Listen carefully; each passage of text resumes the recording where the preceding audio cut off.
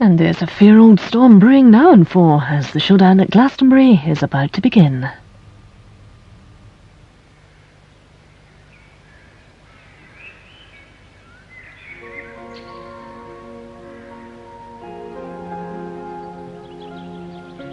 The Vale of Avalon in Somerset has always been shrouded in mystery and legend.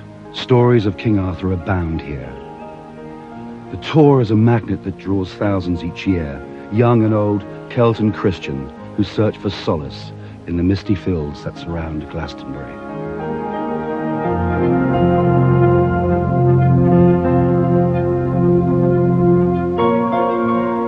Each year for 3 days in June, this prime English farmland becomes the stage for Europe's largest pop festival, when the valley turns into a city.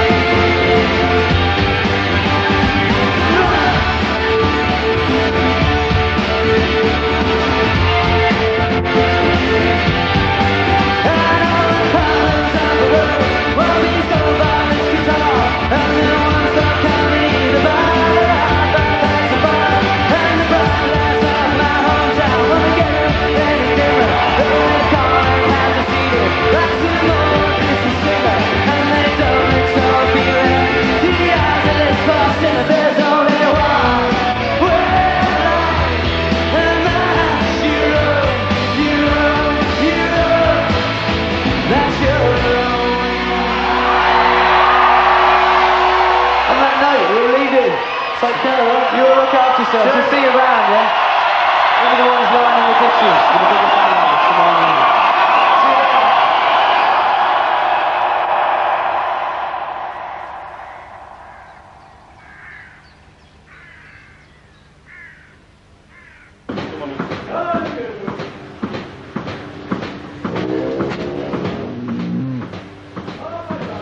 'Michael Evers was born here at Worthy Farm in the village of Pilton. He milks a herd of 200 cows who graze on some of England's most lush pastures. For the past 22 years, he's been organising the festival. He got the idea after climbing over the fence at someone else's blues event. In 1970, he put on his first show, which was free, and at the time attracted just a few hundred hippies.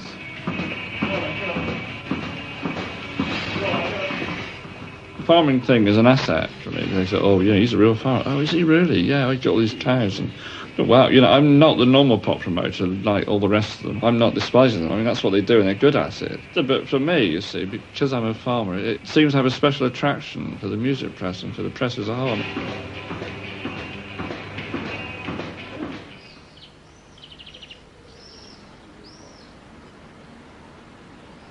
12 years ago, Anne Good left the leafy suburb of Hampstead and exchanged it for the rural bliss of Pilton. Her house, an old coaching inn, is right at the entrance to the festival site. Since she came to the village, she's been one of Farmer Evers's most outspoken opponents.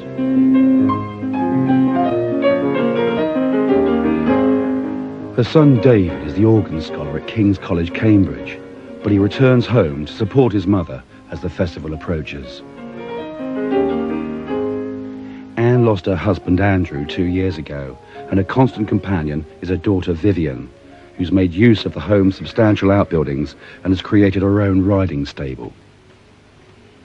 In one of the meadows which Anne has christened God's Field, she's erected a 30-foot white cross made from old telegraph poles, and it directly faces the pyramid stage. We are fighting a monster. It really is. It's a diabolical monster. And this is Drug Alley here. It starts just at the bottom of our field. And you have all your various types of hash as you go in. And then a few yards down you move into speed and LSD. And then you're into the heroin. I mean the heavies, in balaclavas, knives. And of course this was the one of the first places that crack was on sale. Everything is encouraged there. Condoms, free for everybody, by the pyramid. I mean, absolutely anything goes. I have to come to you. I have to come grovelling. No, I you have to come. Michael, will you please see me? Because I need to discuss this. This causes me almost as much distress and humiliation as the festival itself. If you came to me in January and said, Anne, you're my nearest neighbour, you stand to suffer most, and I'm coming to tell you what the dates are, and I'm coming to ask how, what we can do. Straight away, you're treating me like a neighbour instead of like some serf.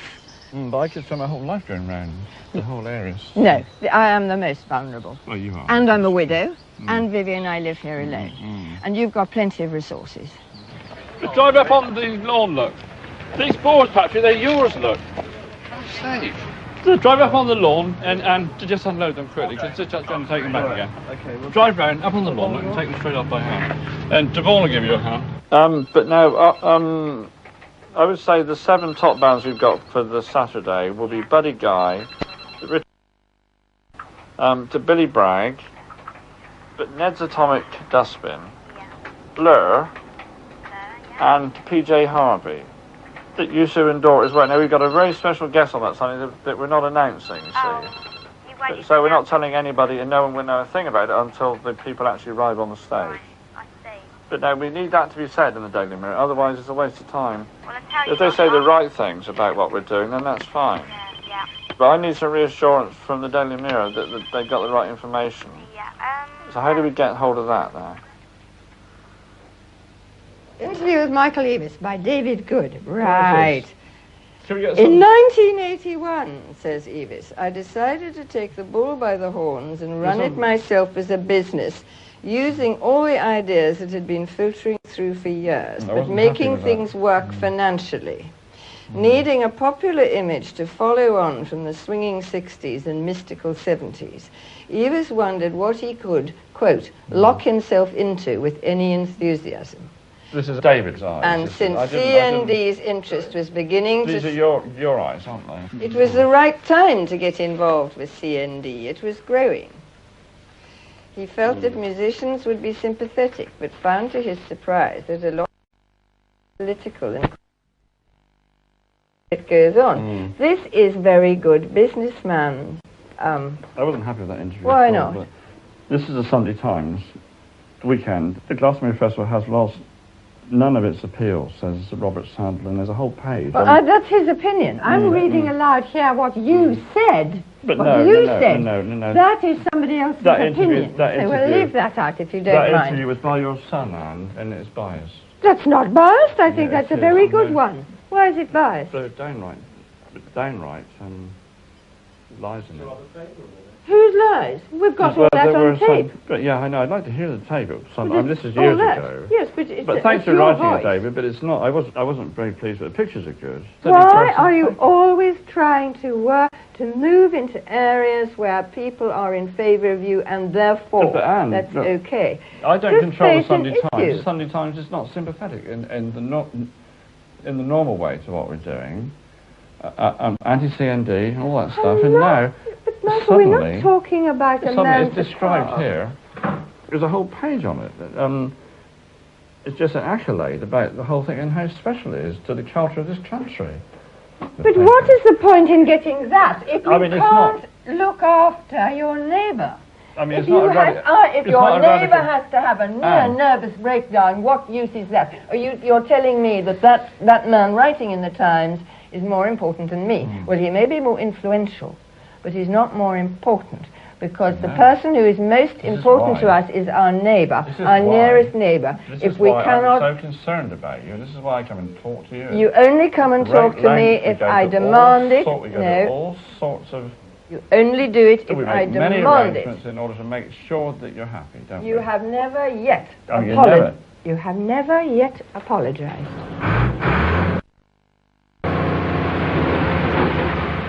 To comply with the law, Michael Eavis has to ring the valley and its meadows with miles of 12-foot-high corrugated fencing at a cost of £150,000. No, I didn't know. How much have you got? How much have you got the interlocking? I'm not sure how many's coming down. About 100 So you've got enough to do marked all the vulnerable parts of the ticket entrances? Yeah, we should have marked. Brilliant, yeah. Can I show you what you got a bit of paper? Yep, I'll just plastic card. I'll show you what they do.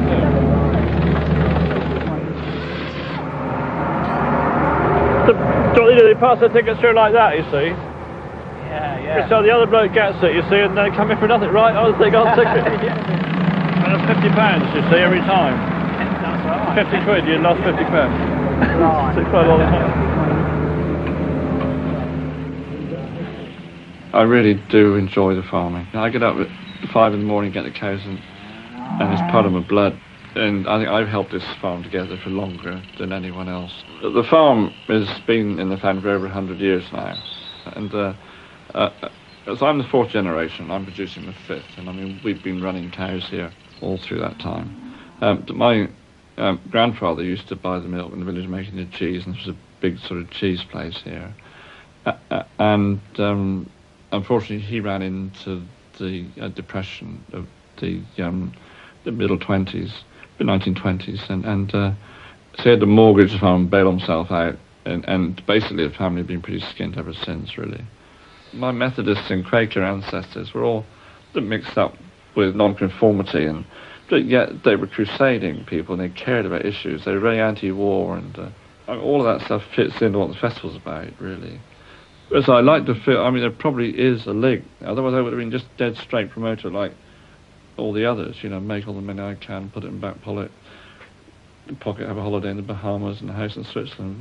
But we haven't done all that. We've given away the best part of probably 2 million over the past 20 years.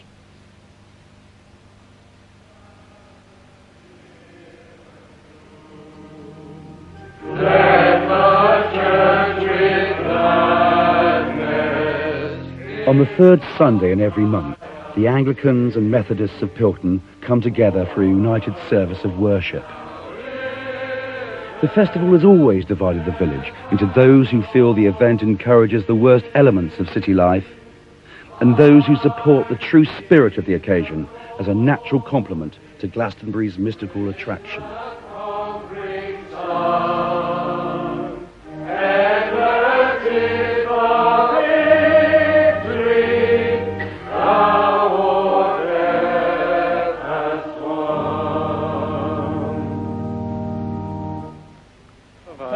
Fantastic service. You're incredibly happy yourself. Oh, good. Well, I enjoyed it. That's what I did.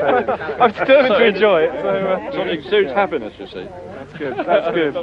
Nice to meet you, Steve. Nice to meet you. Good. Well, thank you for having us. Bye-bye. Bye-bye. What about tomorrow afternoon?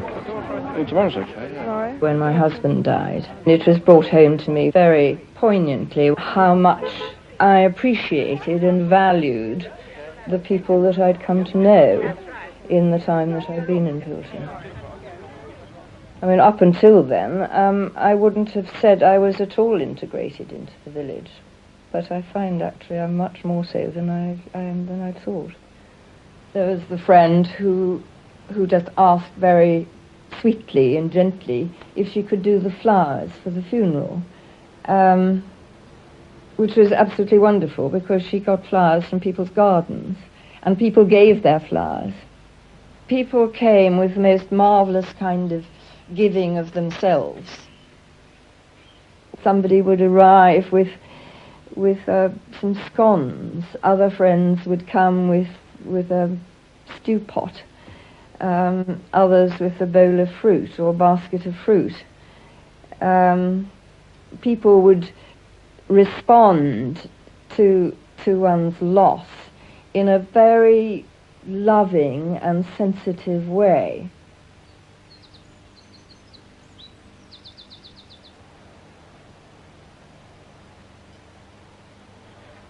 In previous years, the most vulnerable villagers living near the site have had their fences broken, flower beds trampled, and have felt threatened by people trying to gate crash the site. To help ease the situation, Michael Evers has agreed to provide fencing for those villagers most at risk.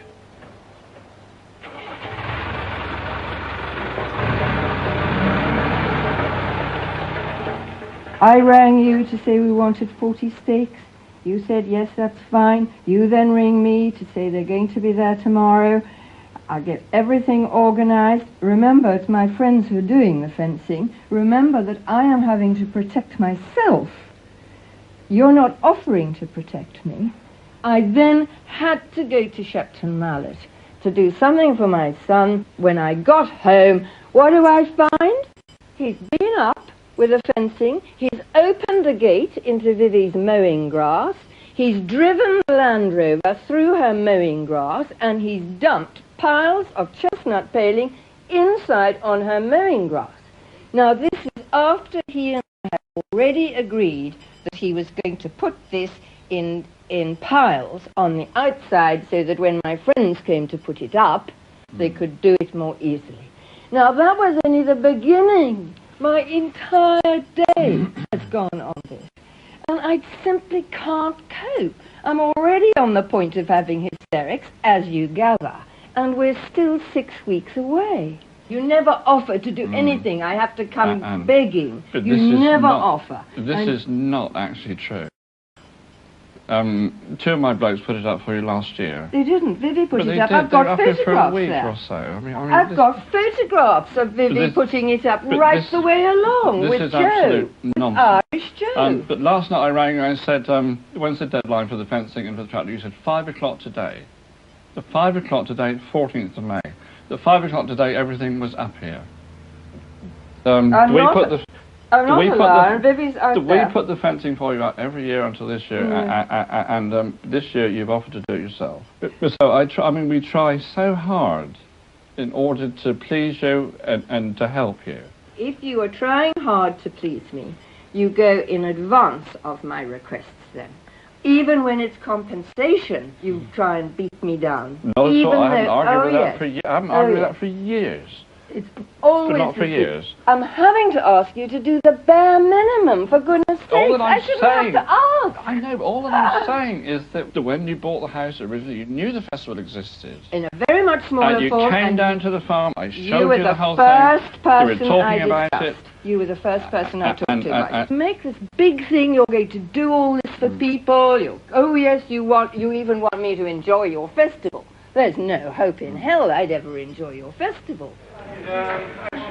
As the festival gets nearer, groups of helpers are starting to arrive. Some return year after year to get on with the business of constructing the site. With Stonehenge closed at summer solstice, Michael Eavis is planning the added attraction of a specially built stone circle of his own. Just look at it. It's an absolute army encampment, a barricade. This is supposed to be a peace and love festival, for goodness sake. Bringing out the best in everyone. Here we are, 10 days, 2 weeks, and look at it. It's quite extraordinary. I find this so hostile, so unfriendly, so very opposite to everything that it claims to be. See what I can do there, if anything. Oh no, look at that. Absolutely solid. This is the glorious countryside that all these poor people have to come and enjoy. Really. Look at this.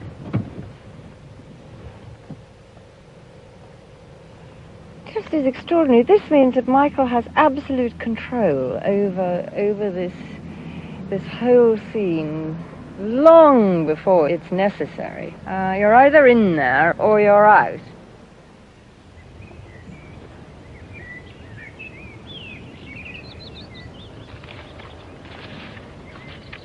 That'll be the shape of the circle. And this is what I've been marking out yesterday.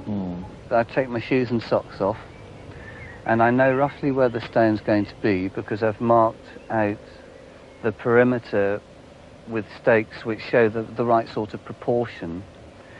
Anyway, so I just go next to the stake and with my bare feet, and then I just feel the ground. And it's quite amazing. In a very small area, you'll get certain areas which make you go whoosh, and it makes you feel really strong. And quite close to it, you'll find another area which makes you want to sort of crumple into the ground. And by feeling around the place and personalities of the stones and all the rest of it, you get a very good idea of exactly where they go.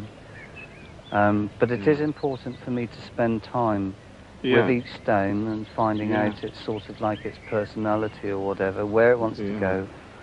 The people that come here, you know, to the festival, in particular, get sort of close to the really natural and basic things of life, you know. And it's not corny, it's not commercial, it's so pure and solid, you know, and sort of a very decent thing to do, I reckon. Those stones are going to attract every imaginable kind of spiritual pirate. Once you are outside the realm of obedience to the one true God, you're into very dangerous ground. There are real satanic rituals operating. And I think Michael just exploits this whole thing for financial gain.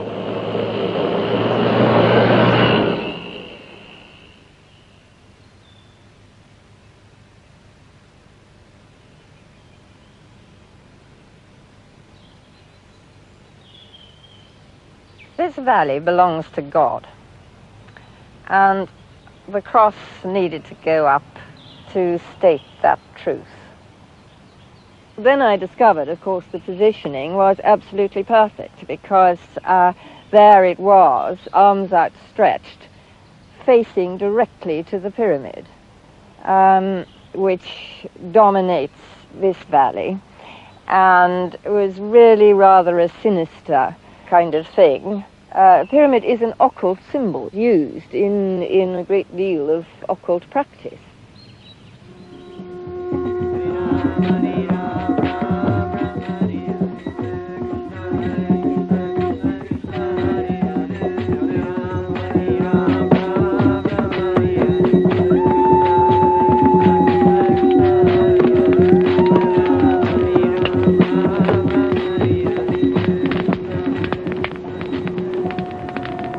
We are pagans, stones of the ancient circle, standing firmly balanced upon earth, yet open to the winds of the heavens. We stand at the threshold between worlds, before the veil of mystery. May the Ancient Ones help and protect us on our special magical journey.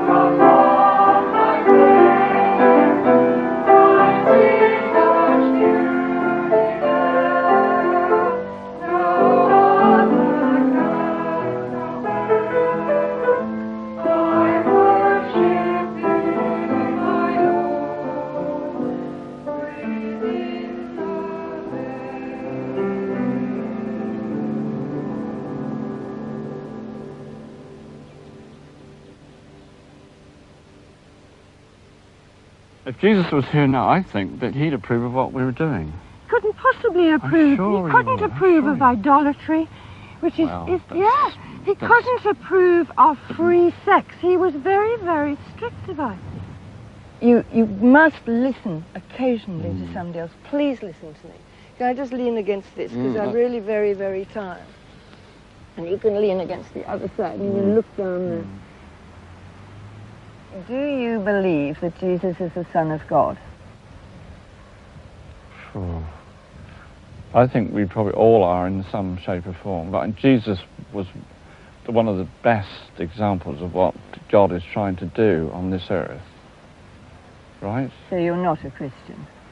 Oh, I don't know. I don't know whether... I'm not confirmed in the confirmed sense, but I'm fine. I mean, it's fine by me. Do you believe that Jesus is the Son of God? I'm not sure about that, really. I think we all are. We're all products of the universe, and we're all that we're all sons of God, aren't we? You know, I mean, they're good people and they're bad people, aren't they? Which fit in vaguely into Christian I have terms. called you bad. I mean, you can I have speak about called you bad. I know you have. I haven't called you bad, though. No. No, I wouldn't do that, I you have see. called you bad, and the reason yeah. I do that is because I think you are dealing in deception. And it's this subtle sort of deception. We're all gods. You're obsessed with this idea that there are pagans and New Age people down there. You can count them probably on two hands. Michael, you're using people's idealism to feed your bank balance. You're getting nasty now. I'm not getting nasty. You're forcing me. No. You just say I'm getting nasty when you don't get in my way.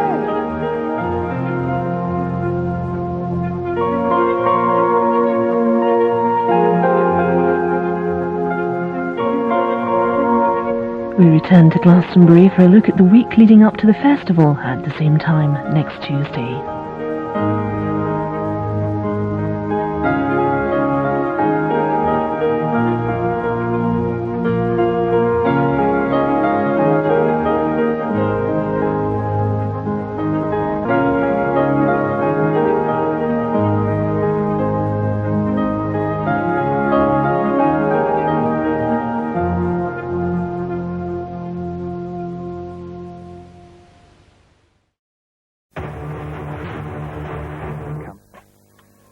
And that's what the toilet, or I think. There's just different ways in there. There's just different ways.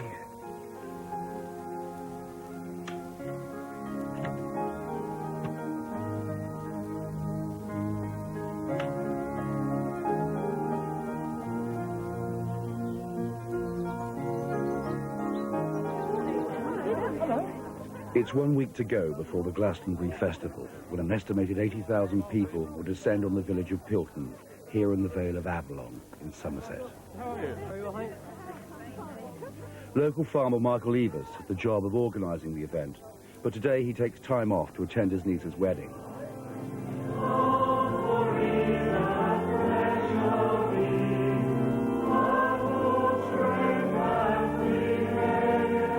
This is an anxious time for everyone in the village. The last festival resulted in a near riot after a fight broke out between New Age travellers and Evers' security guards. This year he's promised that a large peace presence, which he has to pay for, will make things better for the village.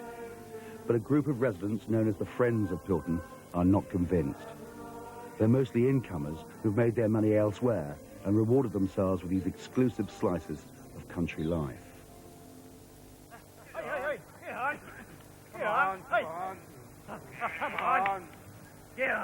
But it's not only these new arrivals from the towns and cities who've had enough. Old farming families like the Williams brothers are also unhappy about having it on their doorstep. During the last festival, the land was overrun by a large convoy of New Age travellers and their dogs. We got them all penned in. Dogs got in and killed the sheep where they were too. Then they chased them out in the ground and killed them, pulled their inside out, and the lambs out there round their mothers, hollering and bleating, because their mothers are dead, and the lambs tore to pieces. We had a lorry load of lambs hauled away that were no good for nothing. Then we find heaps of dope, where when they see the police coming down the road, they'll throw it over the hedge. Well, then we'd tell the police where it is, and they'll stay there on their hands and knees.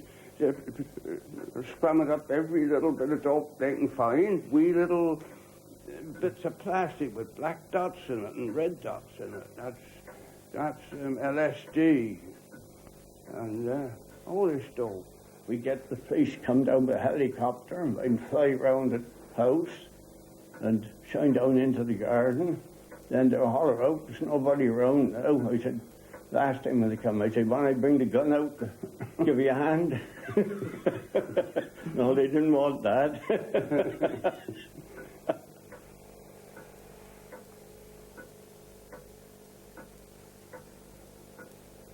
And their parents were farming over the hill, and their grandparents, great-grandparents, so we can go back into the farming history. We go right back into the farming history, right back. All what happened. That's my great-grandparents. That's a very old one. That's my grandmother's. That's mother's. Butter patch pattern, you know. And this is a pat before the handles were made. That's going right back. They were used like that for printing. Two different sides. This old butter shovel. That's the side. That's the side of making there. That's the old-fashioned cheese making there that in our grandparents' time as well, just like that. Before the festival, the Williams put shutters up on their windows and barricade themselves in the farmhouse where they've lived for the last 60 years. Because they've had things stolen in the past, Stan boxes up his collection of pictures, his own personal record of Somerset farming life that he's painted over the last 30 years. Well, we get a lot of people come down, like the views. A lot of people used to come down here to listen to the nightingales. Oh, we had a little wood out there, we've gone now, and we've had the nightingales in there for as long as I can remember, till a few years ago. Twice a year when the change in the leaves are colouring. I bet you wouldn't find a better place the whole country over to see the scenery round from just up there. It's all changing every day. It's a lovely setting, and you go across into all the different colours. Marvellous colours.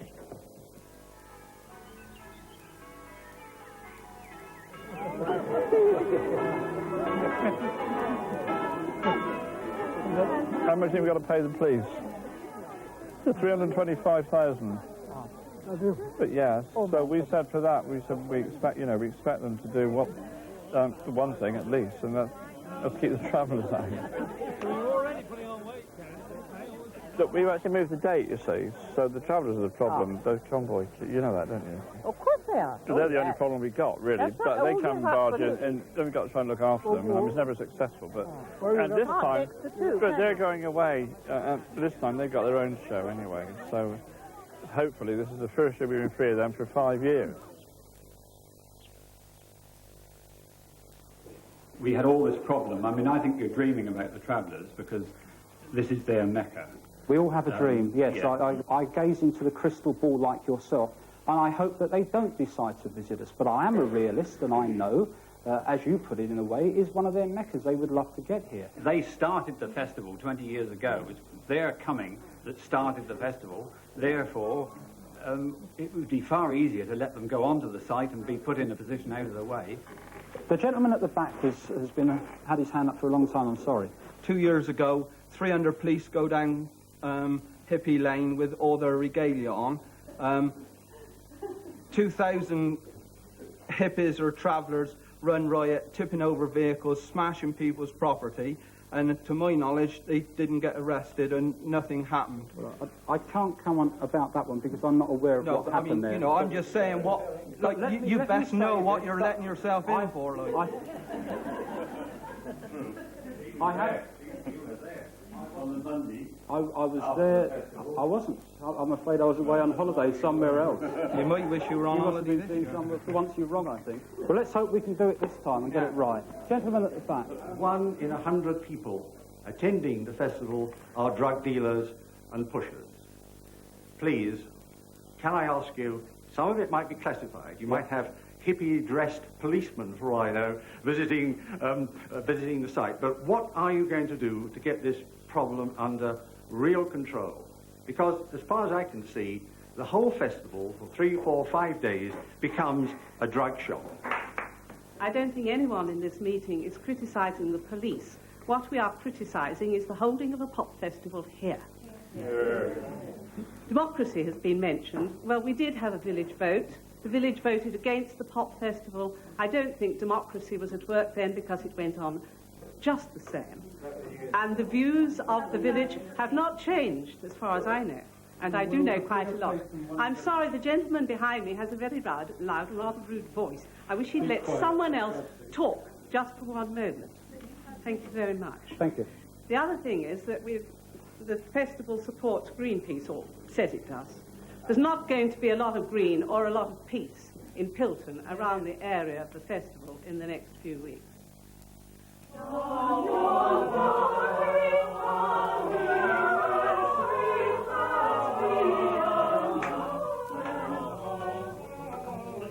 It's like a bloody competition. Try and drown the altos.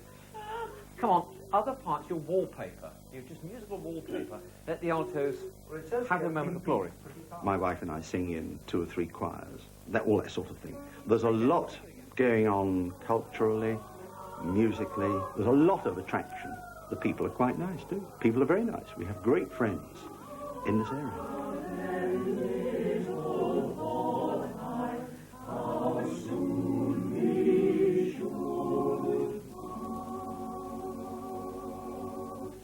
We've lived in the countryside for a lot of our married life.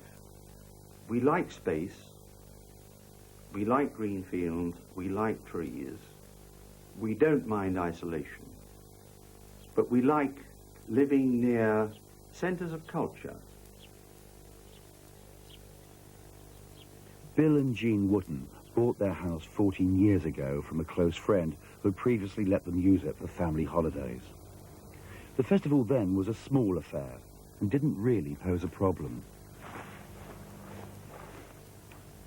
Come on, Hall. We had heard of this pop festival thing, and we said, yes, there was one. It didn't do much damage. And I asked this friend of mine what the future prospect of this festival was. He said, oh, don't worry about that. There won't be another festival. The village wouldn't stand for it. And that is, I suppose, why I started taking interest. You've got it right at last. Might be another subject. MPs on work dodgers, that's the other. The police, first of all, admit that event of this nature acts as a magnet for travellers, or people we call travellers. Hippies, we used to call them at one time. I noticed recently they're now called New Age travellers. There was a bit here. Police warn travellers can be a health risk. Arresting pest-infested travellers can be a health risk, police chiefs are warned. Some unwashed travellers use their diseases and infections as a weapon against the police. They flick fleas onto the arresting officers.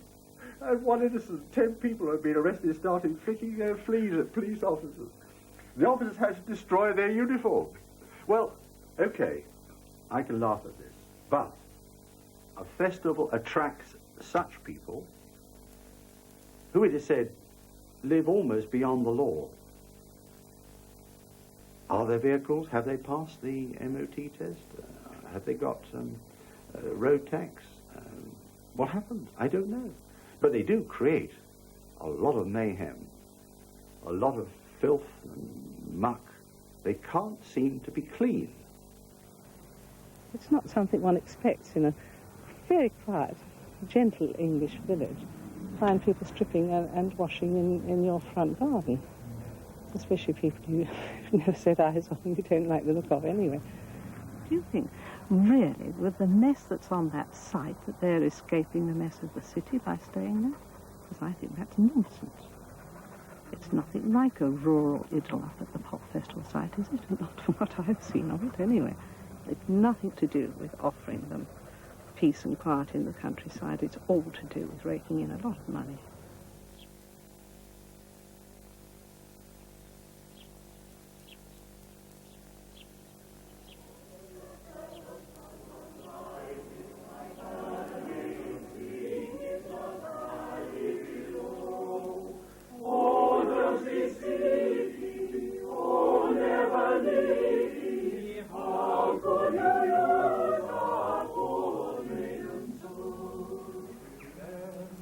Amen.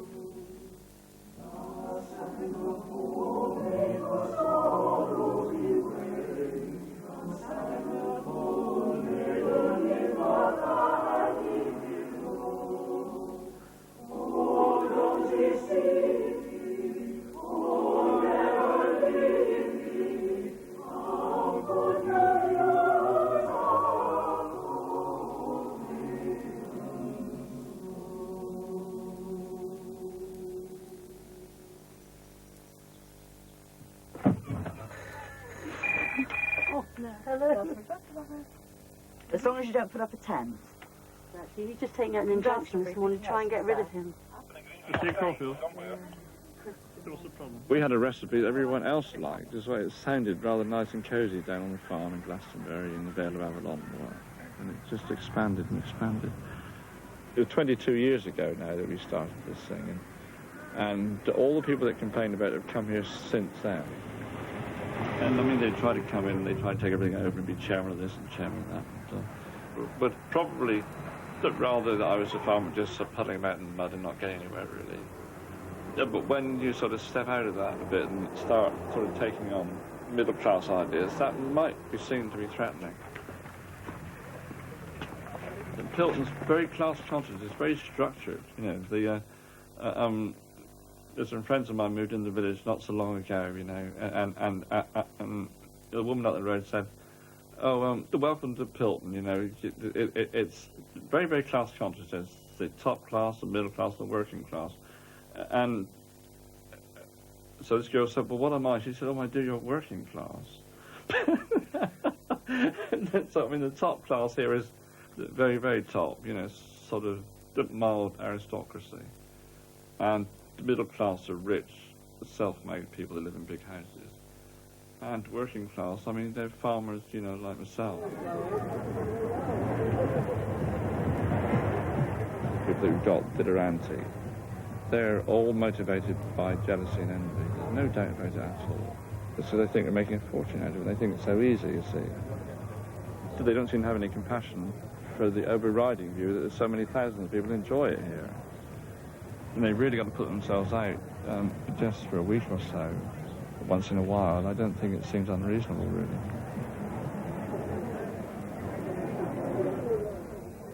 What started as a small hippie gathering 22 years ago has now grown into a monster.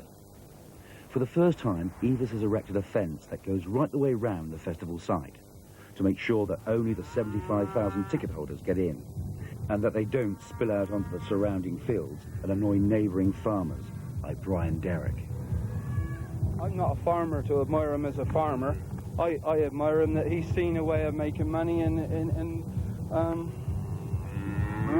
when it comes down to it, actually making money is whether you're successful or whether you're not. Whatever else you've got today, money is the thing that makes it all work. So good luck to him. Come on. Go with it.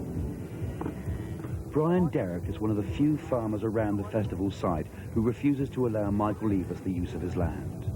The money he would get is not worth the risk of endangering his prize herd of Aberdeen Angus. Evis has to buy or rent land for car parking space and camping sites, and although he pays well, there are always some who complain. No water in none of the troughs, none. All cut off for toilets. If that's the way the leaf keep, any other bugger, take anybody to court. You're lucky I didn't.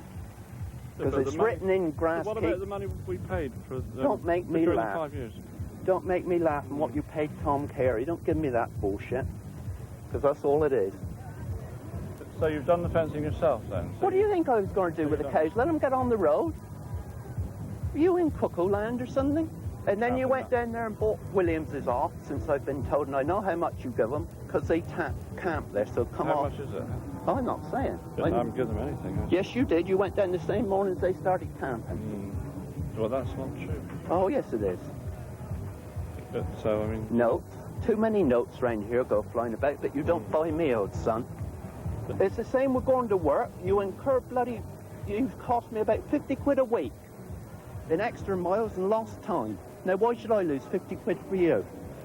Just because of you. So what do you think about the benefits to the community as a whole? What, I got to suffer to help the bloody community, have I? And earn all out of it.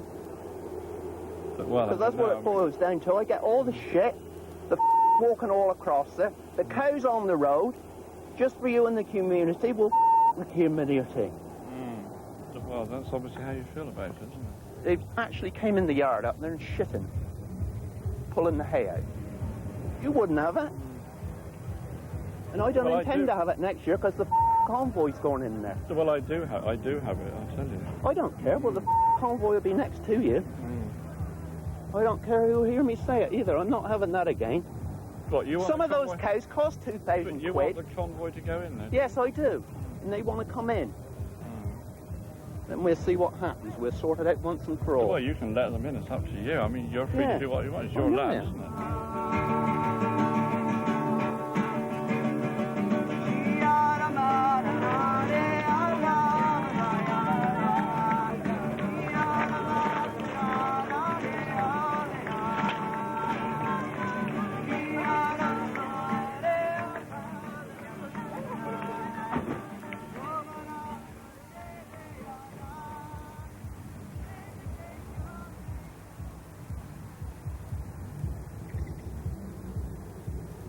Oh, we had an arrest in our field. That was quite, oh yes, a drug dealer.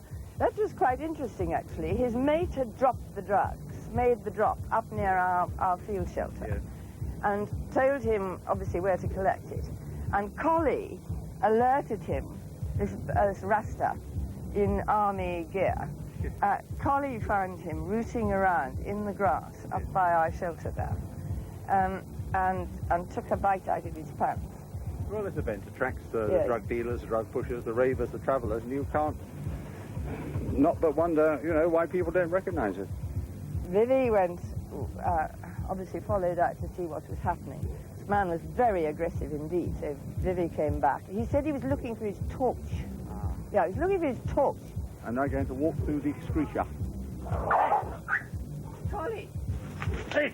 Neighbours like Bill Wotton and Anne Good are closely united in their opposition to the festival, which is more than can be said for their dogs.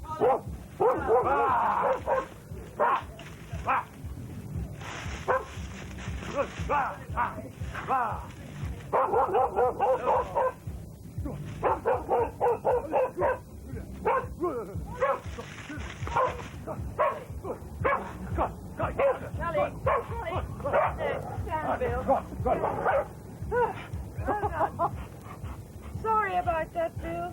Is she all right? We get so many on here, round here, if they get up the festival. They come across, backward and forward all day and all night. We see hundreds naked down there, all over the hedges. If I tell you what we see, make everybody's eyes stick out. We see it all. It's all down here.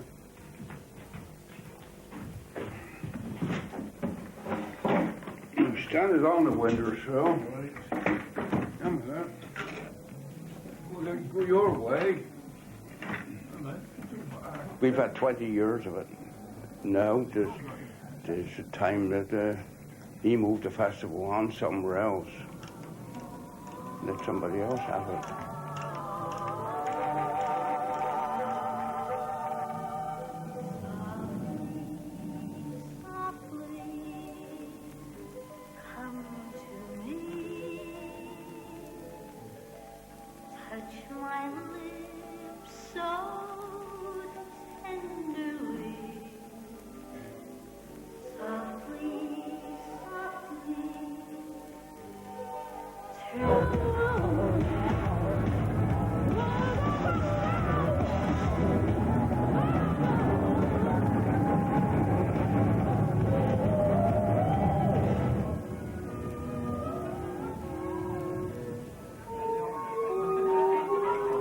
It was like going back with him because he's played at the Aldborough Festival for a great number of years. I'd never been there before. No. Are we not? I hope not. I didn't read that off. Well, no, it's your fault, being in three choirs. Well, don't deprive the rest of us. I think Martin's waiting at the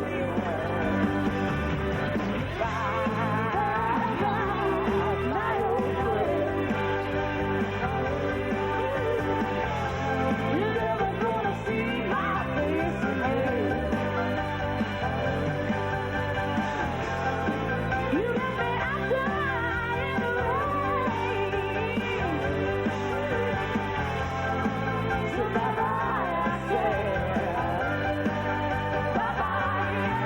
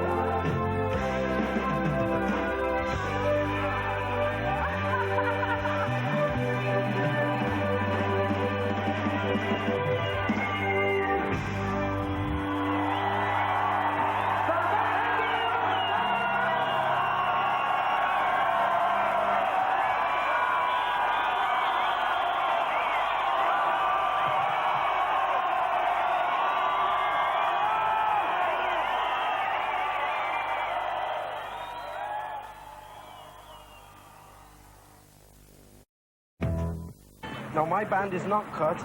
My mate Mark's band was not cut. He just pulled it off his hand. That's all we want is his band back. We can't afford to pay more money. Yeah, who's got his band? You got his band. Yeah. Can you just check the band? Can you just check it? Look, it hasn't been cut. All right, it's stretched. I'm sorry it's been stretched. Look, they pulled it off his wrist. That may be the one who took off me. It's been stretched. That's mad. Yeah, exactly. That may be the one who took off me. It's been off his hand. It haven't been cut.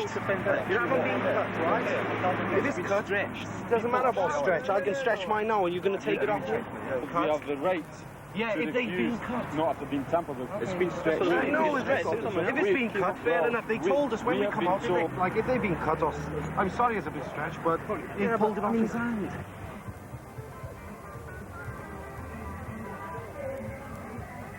Yeah, you've come a long way. Well, where'd you buy your tickets? From Toxa? In Edinburgh? In Edinburgh. In Edinburgh, yeah. Is this going to be called Worthy Henge? No, it's not a henge. It's a stone circle. Right. Stonehenge have got bits on the top. You know that? Oh, did you? No.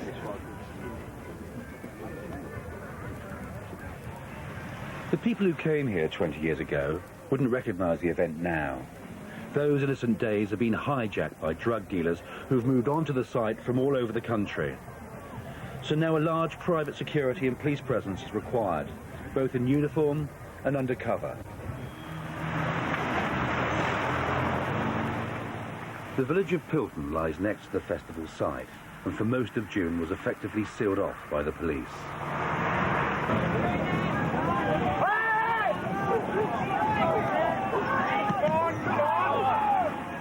From all over the country, groups of travellers came in convoys, moving westwards through Somerset with a single intention of getting into Michael Evans's festival, where they're no longer welcome. 7 years ago, Stonehenge became a no-go area for all the New Age travellers. And for a while, they were allowed to hold an alternative festival on the Pilton site.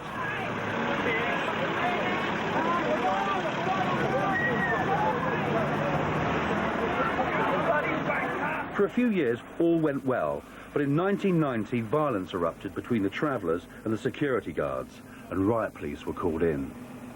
There were too many of them in 1990. There were thousands and thousands of them.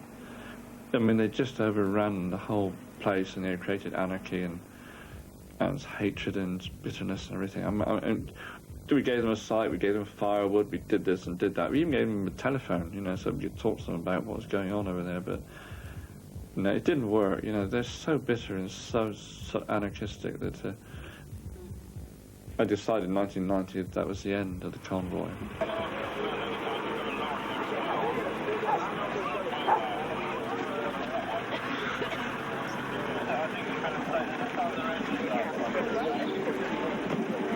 This place here is getting as bad as Stonehenge, and it should not be allowed to happen. If he's having a party for hippies and travelling type folk, then he should have it. If he can't put it on for the people that are travellers, then he should have an alternative accommodation, which we're quite happy to accept. He won't even do that for us. Well, he said he would do it for us, but, you know, he's just lied. They caused £50,000 worth of damage. They burnt 5 Land Rovers, and I mean, there's no way that we could possibly take them on again. The ones that are bad, they're really bad. I mean, they beat up people that were asleep here in 1990, and I mean, they're terrible things that you wouldn't expect. In a war condition, you wouldn't expect behaviour like that, would you? The villagers of Pilton have had to come to terms with the annual invasion of their well-ordered and structured lifestyle. Although the lanes were much quieter this year, there was still a feeling of unease born of previous experiences when festival goers caused disruption in and around the village. At this time, the villagers come together and take it in turns to keep a watchful eye on their beloved church.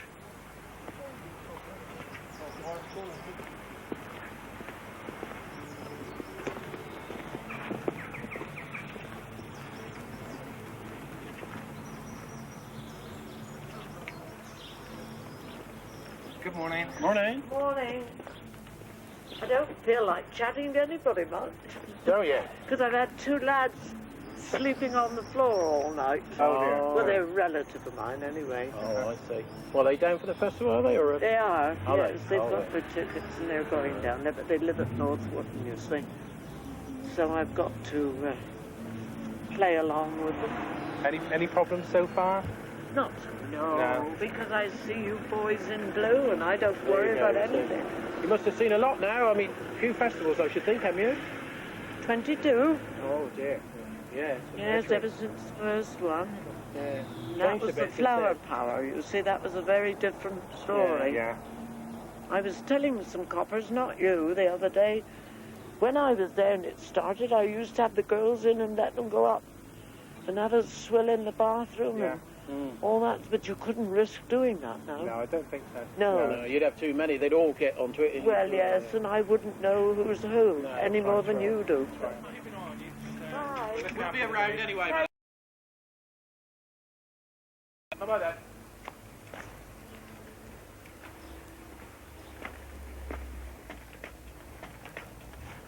Outside the village, like wasps swarming around a nest, the travellers tried to find a way of getting closer to the Pilton site. Frequently, these old buses and lorries overheat or run out of fuel, causing traffic chaos for miles around. The police are determined to keep the convoy on the move. Lanes have been blocked off and farm gates barricaded to stop an unofficial festival starting up.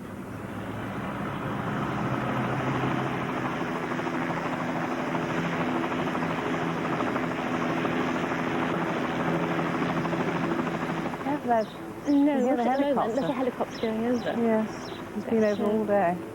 Still, that's better, isn't it? That's right, yes, it's good. Yes, They're has keeping the good hippie sight. contingent arrived? Not as far as I know. I've seen nothing and heard nothing. Well, I've seen them gathering at Glastonbury. Oh, no, I've come in from Wells, and there's nothing. Oh, yes. Oh, yes, it's there. very quiet that way. No, Yes, no there's problem plenty getting of in them. at all. So, Well, they have been warned, and so maybe the police are keeping them away. I hope they will, yes. Well, Good. yes, Be and nice it's for the one festival element to go we ahead. don't want. But I gather That's there's right. actually thousands down there. I think there are. Thank goodness So- we haven't seen them in our part of the village this year. And they haven't come through our fields, and they haven't broken down our hedges this year. Good. Well, long may it remain Well, so. 250 police. It's not. It's all, you realise it's one between 4 people in the village. Oh gosh. Yes, I suppose it That's is. right, isn't Yes. it? Yes. Okay, keep going that way. Find a lane by further on. Go on. I'm already on the sleigh bag, but after this sleigh bag, where can we go? I want these vehicles to be off on the carriageway. Ready to stand there. One sticking out the carriageway. Who's the driver? Anybody that doesn't move, arrest for obstruction.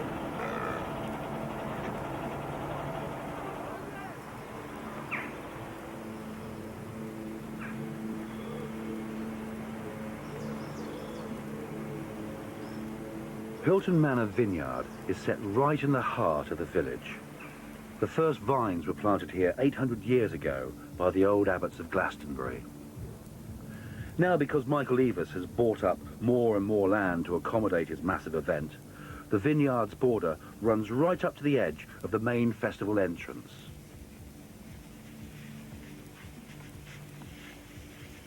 The current owner, Jim Dowling, obtained the property 6 years ago when he and his wife Anne changed their lifestyle from the busy world of international computers to the more peaceful craft of producing some of England's finest wines grown on these limestone hills in the Vale of Avalon. All right, Jim. How many more runs have you got? So the packing in gone over there. It goes right up. I think they've Beyond. done. They've done that block completely. I think the security guards had a quiet night. They said there were a lot of people trying to get through in the middle, Yes, that's right. and it didn't have any more fires to put out. In recent years, the vineyard has had its fair share of troubles. But nothing could have prepared Jim and Anne Dowling for the events that took place 2 years ago. When we bought the house, we were aware, obviously, it was a festival, but we thought, okay, well, that's something we can probably put up with. We thought it might be quite fun. Well, the reality was different. I suppose what made it worse was that Michael Eavis, in the meantime, had actually bought a further 120 acres or thereabouts land, which was actually adjacent to our land. So that then actually moved the boundary the festival right next to our land. So that was the difference. When you get large numbers of people in a village, which is basically 1,000 people, and there's no public toilets or anything, they tend to use wherever they can.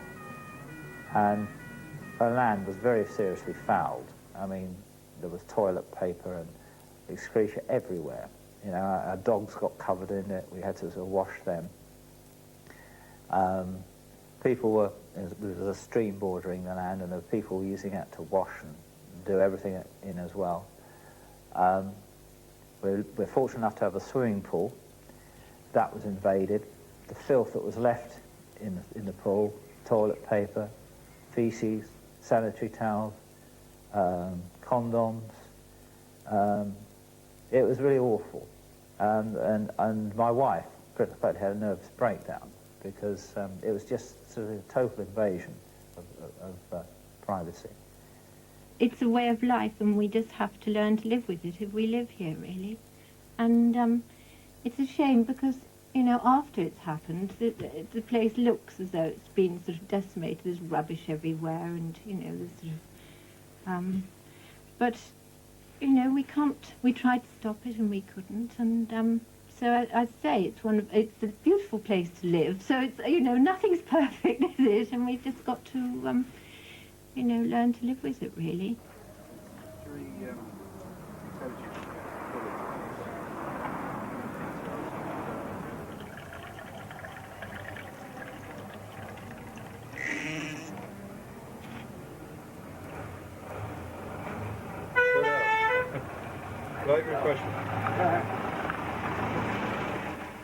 The Pilton site itself up here on the top right. This was the Roman Way site just outside of Glastonbury, and just down here was a site where most of you will remember that last night at Boroughbridge we actually moved and followed a whole convoy of vehicles of about some 130 to 150 down to that site.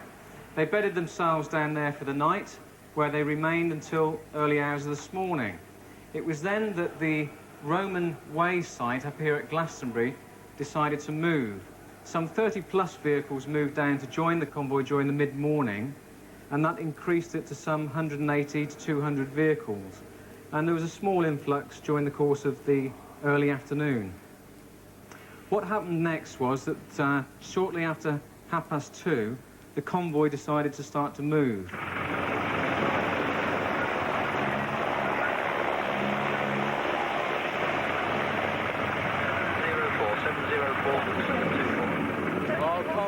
Driving round and round the lanes of Somerset, being constantly moved on by the police, angered the travellers, who believed even at this late stage, Michael Eavis would change his mind and give them some land where they could park their buses and vans.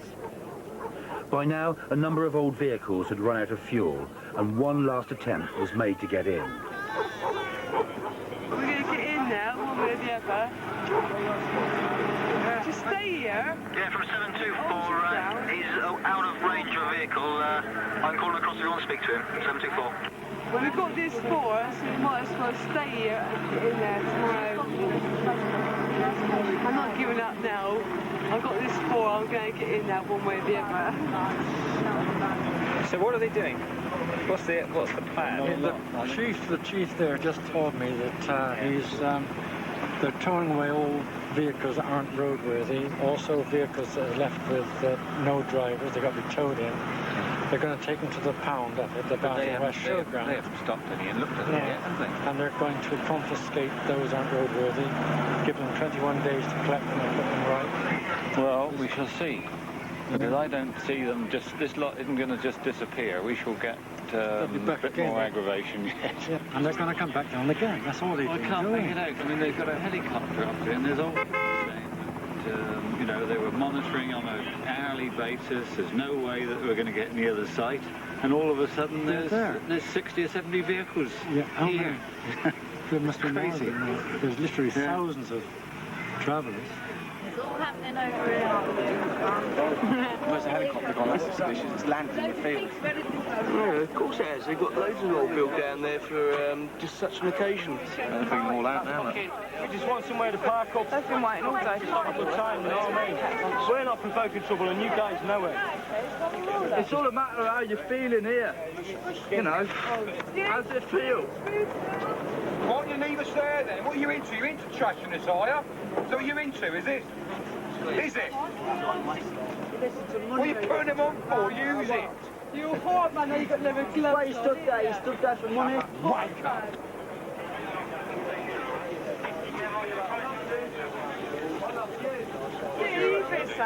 Michael Evers was determined to keep the convoy out at all costs. Another riot by travellers would sound the death knell for the Glastonbury Festival. So, to defuse the conflict outside, he offered money for diesel to get the vehicles on the move. We'll tow anything that breaks down to where it's going. Yeah. But until we see how far that is, that's it. Yeah. Nothing more. Do you think that's going to We've work? we've made that clear that there is nothing more on offer. Yeah. And I think that has to stop. Well, it's a fair offer, isn't it? I think so. Yeah. I don't think I think Glastonbury Festival has actually gone over its way to be fair on this. Yeah. Did you realise it came from us? Yes, I mean, but you made that clear. Yes, I made it clear that we have an interest in actually, not having problems with our gates. And if folk can arrange something that they'd like to do, then so is Roy going to tow them away somewhere? Yes, we've got 2 recovery vehicles out on the road that will recover anything that breaks down. And we've said that those recovery vehicles will stay with them until they reach their destination, wherever that is. Yeah, I see. Are there leaders that's sensible there? It's a mixture. Yeah, are they fairly reasonable kids? I think they would like to know there was somewhere that they could go to. Well, there isn't, there is there? We can't, well, I mean, they obviously don't know that at this point, yeah?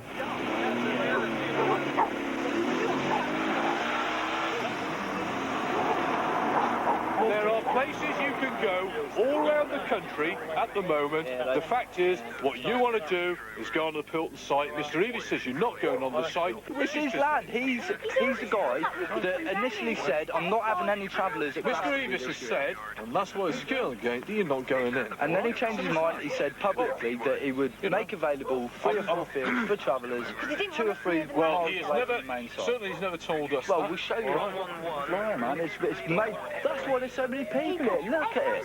Look, whether you're all right at this point or not, you're going to have to take that up with Mr. Evis. At the moment, Why don't you use your resources to help us?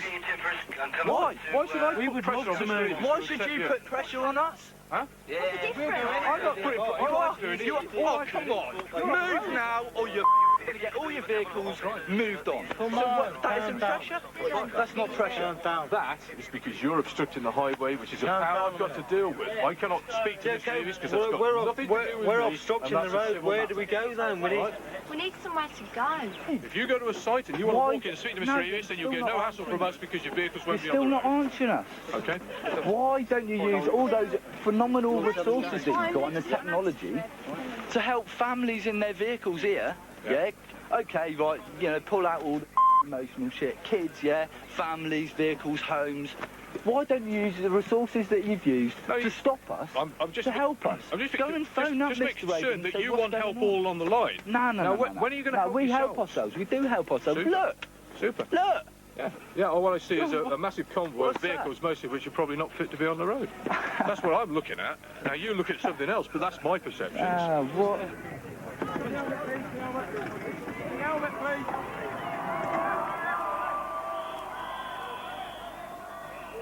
There's no travellers here this year, there's no let them in.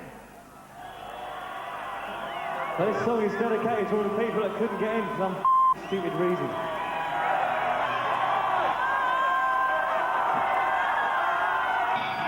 This happened 7 years ago, it's called Battle of the Beanfield.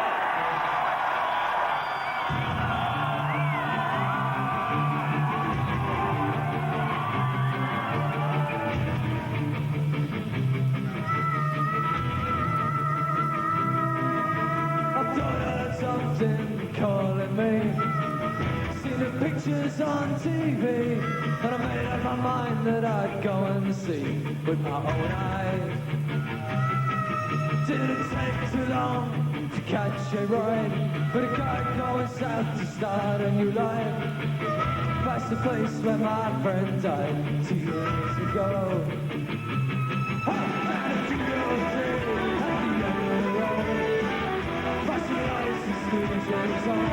And everything, it's not just the stars that they got it.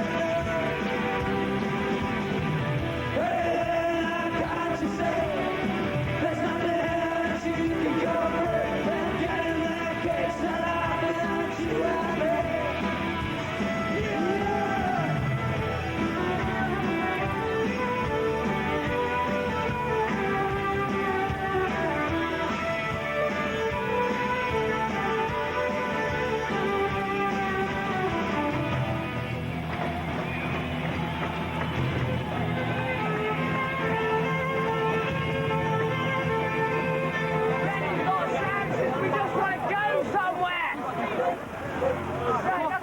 This year there was no Stonehenge and no Glastonbury Festival for the travellers.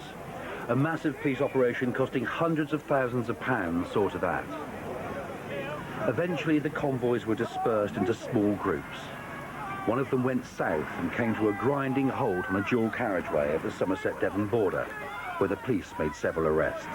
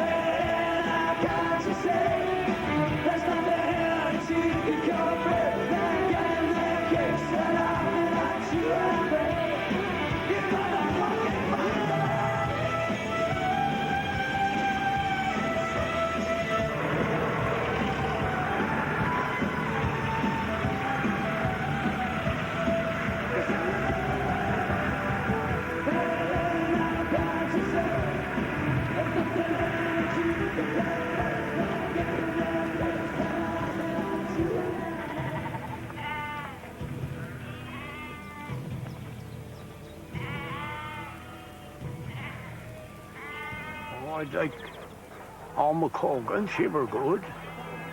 She were pretty good, and there was one used to sing for Henry Hall. What were her name? Who? Oh, Kathy Kay. Kathy Kay. She was a lovely singer. There were one or two lovely singers. Then there's Myra Anderson, that was a lovely singer. But I don't like this modern stuff where they shout too much, you know, there's too much horror. You want some cotton wool in your ears, and you know. Oh, I used to like Albert Sandler and his Palm Court Orchestra. Oh, yeah, that was a long time ago. That was good. Or Max Jaffa. Yeah. Because I liked the violin music. I used to play the violin, and I liked the violin. But when you would hear how they do today, you holler and shout too much, you know, to put you off music.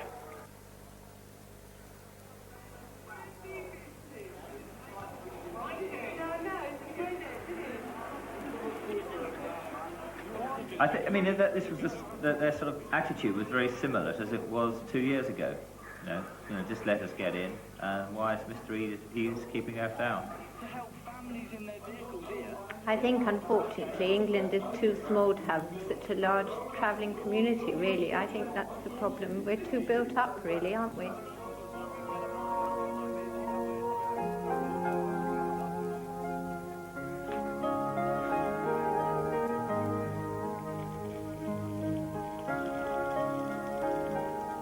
All the travellers were down West Compton.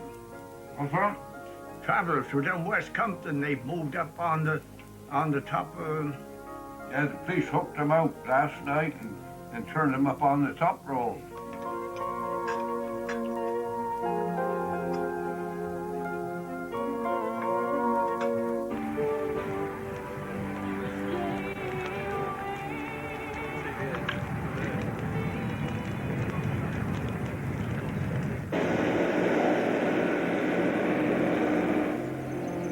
It's the final day of the Glastonbury Pop Festival.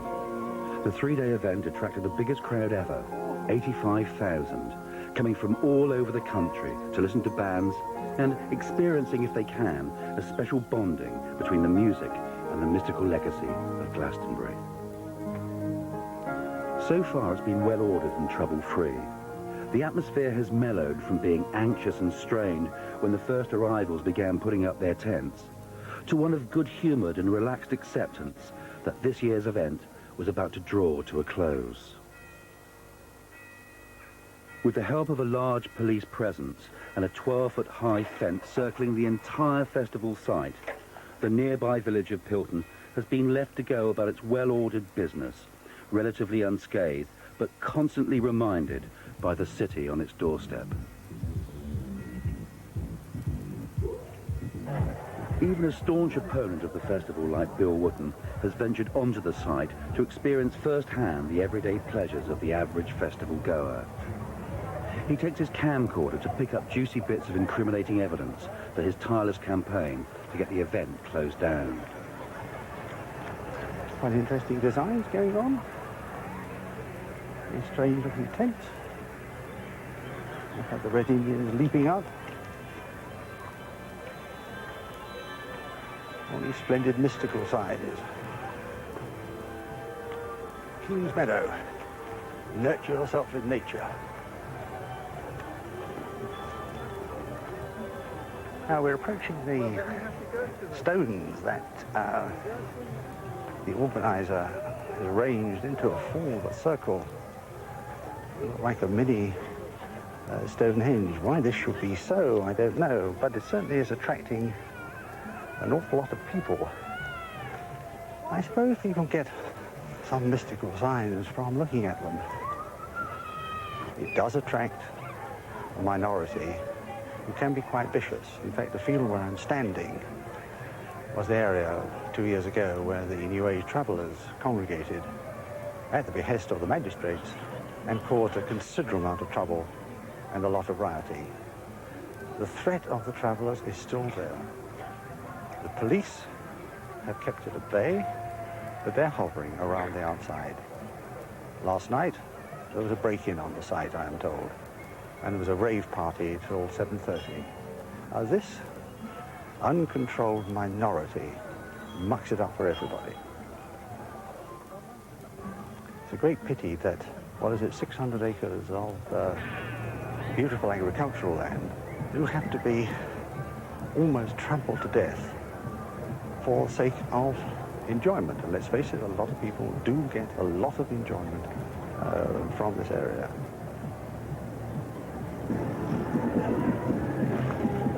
Quite a number of people seem to be leaving already. I suppose they've got to get back for work on Monday.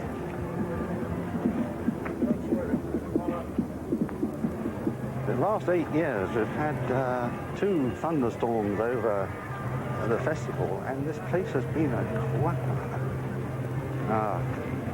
Looks as though the water is limited supply. The trouble is, people seem to wash and get water at the same time.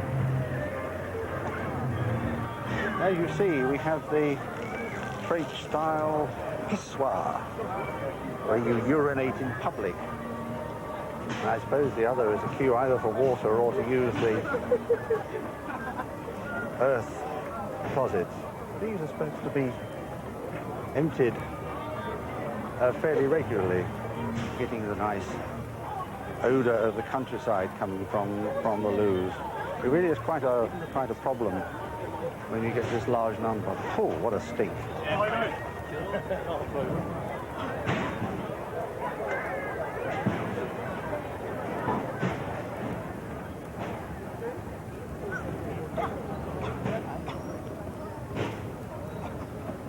people I think one's got to be sorry for, and I can see several of my neighbours around there. There's something like 50 families who really take the brunt of this event. There are close to 75,000 people packed into the 600-acre site. Once settled in, there's nothing more strenuous to do than soak up some sunshine and settle down to watch the world's top pop acts. Organiser Michael Elis is delighted with the way the event's going so far. Quite honestly, we're actually thrilled a bit. It's a real dream, really, to think that after 22 years, it's finally, it's sort of all gelled and it's all come to perfection. Absolutely incredible. He's making out that it's still, no, there's no problems. It's just as lovely. It's actually, what did he say? It's all gelled. It's all gelled after 22 years. Meanwhile, your fences are still being broken down. People are still using your fields as lavatories. People are still breaking in. We're still having all the hassle. We're still having this complicated one-way system which nobody is observing.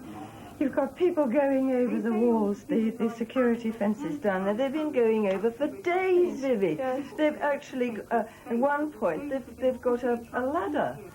But two coppers tried to get through last night, you know, with their ID cards. They're from Manchester CID. Yeah, we're not going to have that one. No. Because we arranged all the tickets for the police to come in with CID cover. They bought about 150 tickets or something. And so we've got CID on site, they're plain clothes, that come in and buy the tickets and wear the armband, you see. We get a few excursions, but we've, incursions rather, but we have one over there that we've sorted out. The one on the other side where they dug a hole underneath it. And they had a bit of a trade, 2 Asians there were charging 20 quid to go through the hole in the ground. Yeah, so there's always the entrepreneur around looking for the big chance, you know.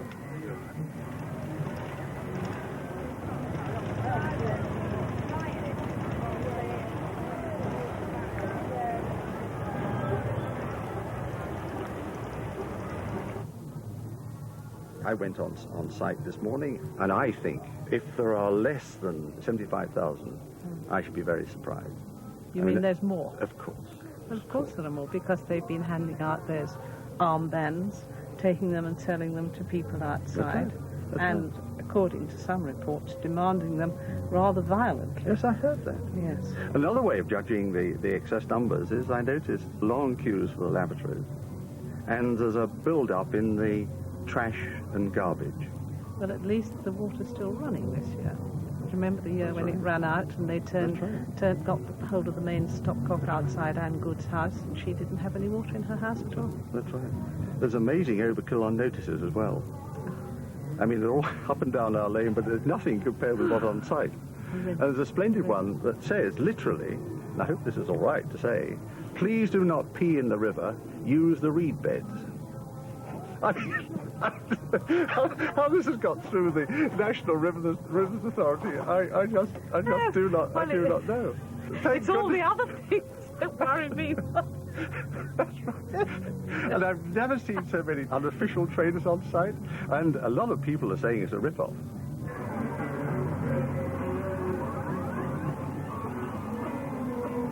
All things were created by the Lord Jesus Christ and for him. And as we look down over the valley tonight and recognize that everything that we see was made by him, the glorious sun that's shining down, the trees, the hills, and it's right and fitting that we should just meet here under the cross and remember.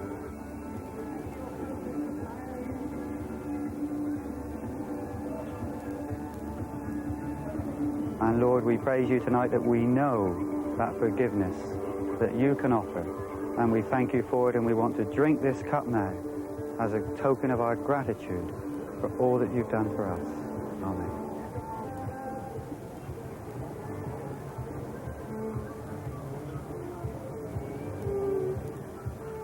This is a very powerful place. It has been for centuries. You know, Glastonbury, the cradle of Christianity, and so on.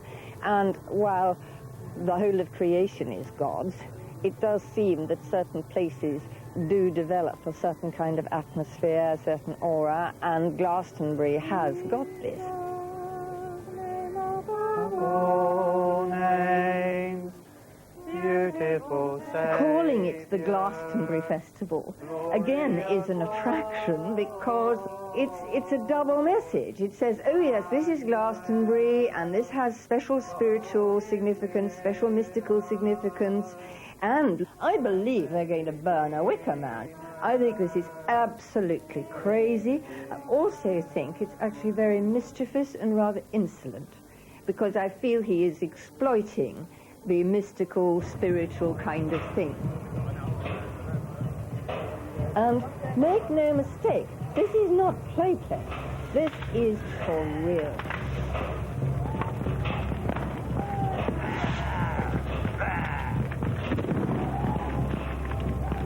Anne Good and her friends find spiritual comfort in the simple act of worship on a hilltop. But just across a few fields and down the hill, a group of performers recreate the burning of the Wicker Man, a pre-Christian fertility rite that Michael Eavis has chosen as the climax of his three-day event.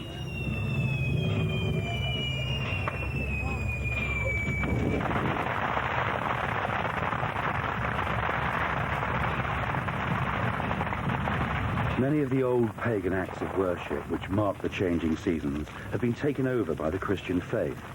But the Wicker Man, a giant effigy woven out of willow branches, remains a fiery symbol of potency, and the believers feel it's a way of appeasing the forces of nature.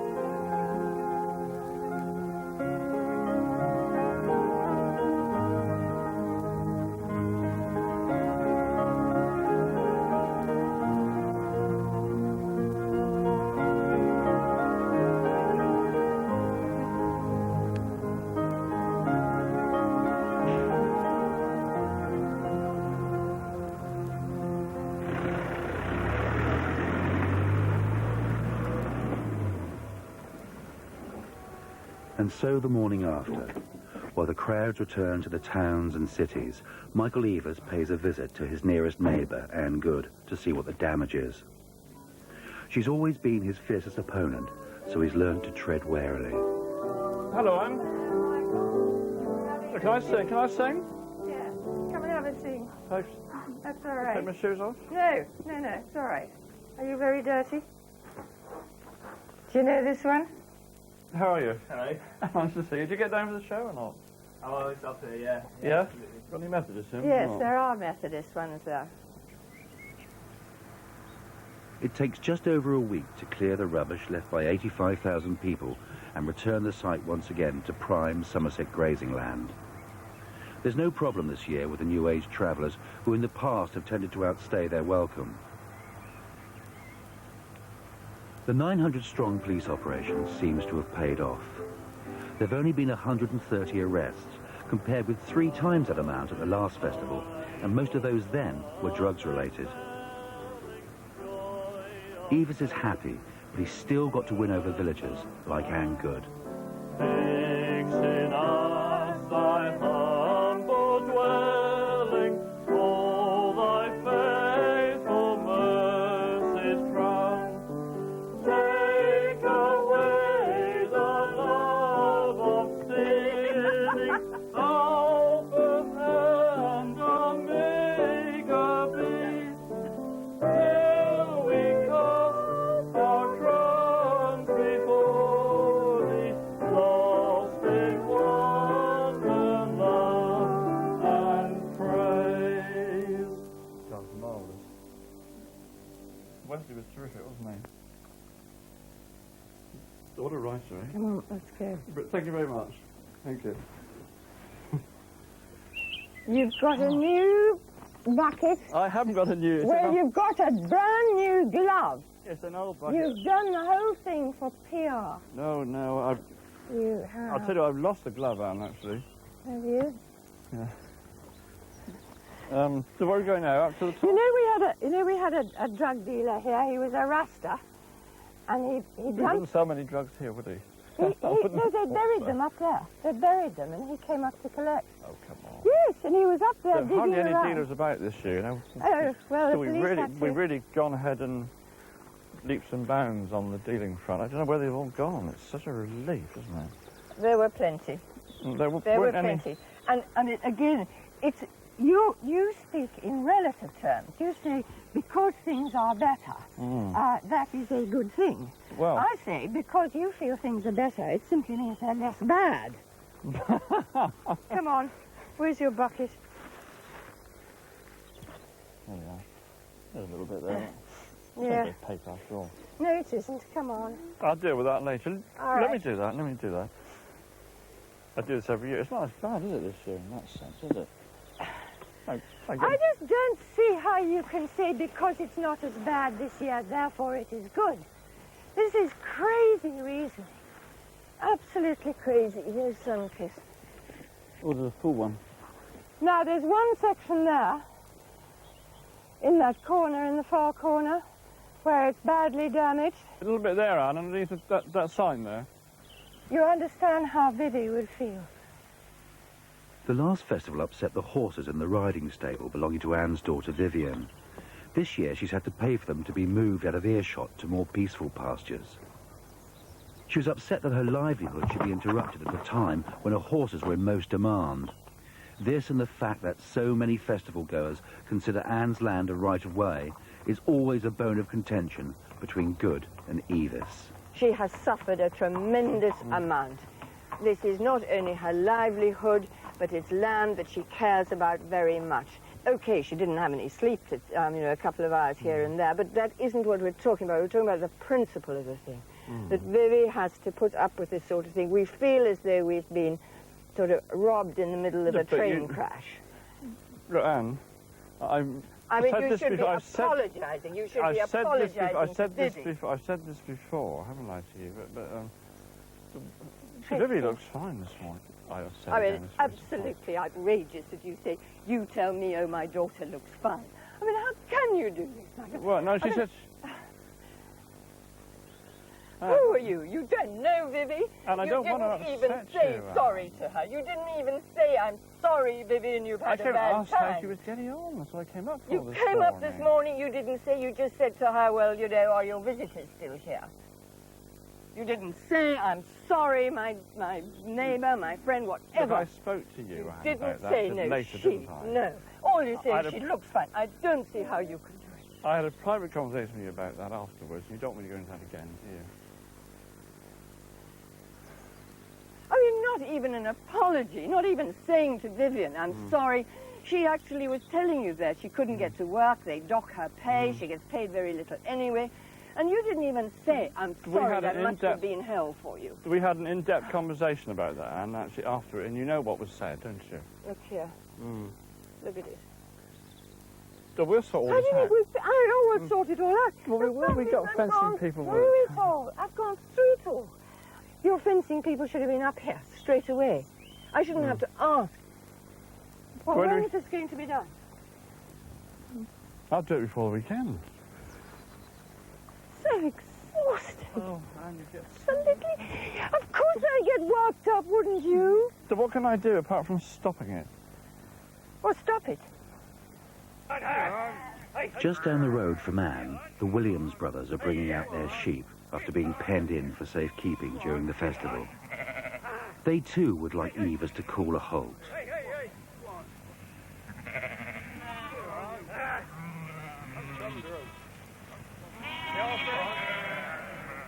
Stan and Gordon Williams prefer to shun the world outside of their fields and keep themselves to themselves. But because the festival site is so close to where they live, they have to keep a watchful eye. Over the years, they've been made brutally aware of the sort of wild excesses of city life that previously they've only heard about on their wireless. We don't get any summer. You can say we don't get any summer to enjoy because we got to watch everything now. And right out till a month after the festival's gone, they're still here. We asked for police protection 2 or 3 times. And the police sent up and sent someone up and asked him for Michael to come down and have a look. He sent back to say we're too busy. So we got to look after ourselves here. They was making a fortune selling dope all the way around. They ought to bring all the dope into this country and give it free for all for everybody and let the buggers have it, want to take it, and you thin the people out. They will be here next year.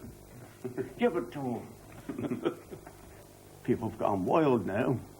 They used to go to church and chapel and behave themselves. Now they want the bloody cat put into them.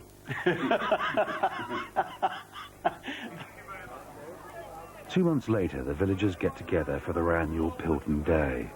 The festival issue gives way now to talk of marrows and jam. You can understand why in some villages you get this tremendous competitiveness and people sabotaging other people's carrots. Well, someone's just accused someone of moving his potatoes or something into the wrong place. They told me I put the onions in the wrong class, and that's not true. I want to find the judge of the onions. Yes. Terry lip from lip. Oh dear. That's the chap, that walk in. That's it, I know. You've got to be careful with these things. That absolutely beautiful red for the milk bottle is lovely. Kathleen Milne again, she's done so well. I was feeling if you took enough trouble, you'd have something you garden that's rather better than you, but still never mind. Well, I think it's lovely. There's a dispute over the figs, I'm told, between the first and the third prize. The third prize person said there should have only been one fig on the plate, and the winner said he wasn't asked to put one fig on the plate. So we have a village dispute on how many figs on a plate. They look lovely fig. No, hang on, wait. We're not ready. We're not ready. After the last festival in 1990 ended with thousands of pounds worth of damage on site and in the village, Michael Evers decided not to incur the full wrath of the villagers and took a year off. Because he feels this year's event has been a success, he's confident that he's now won the village over. But Bill and Jean Wooten remain defiant and refuse to talk to him even on Pilton Day. Vineyard owner Jim Dowling, however, has slightly shifted his position. Pulling for the same team as Evers would have been unthinkable 2 years ago. But now he feels it could just possibly be the right event, if still in the wrong place. Is somewhere up in the skies now, about to do his aerobatic display. Thank you. All right. Look out, there he is, over there, to the left.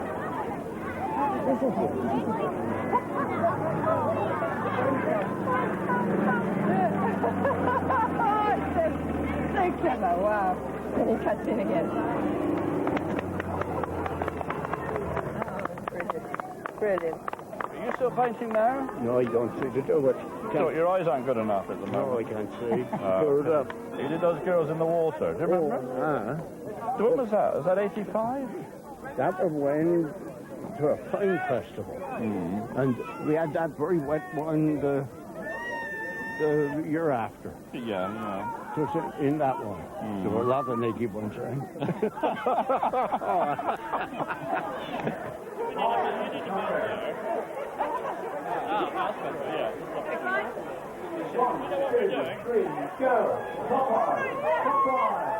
No one knows yet if there's going to be another Glastonbury Festival next year. But if there is, then one thing Michael Evers can be certain of is that his fight will continue with his neighbour Anne Good. Face your partner. Right hand. For her, it still embodies all that is evil, and there'll be no let-up in a crusade against it. But offences have been mended, and during this one-day truce, they can afford to let bygones be bygones. That is, until it starts all over again.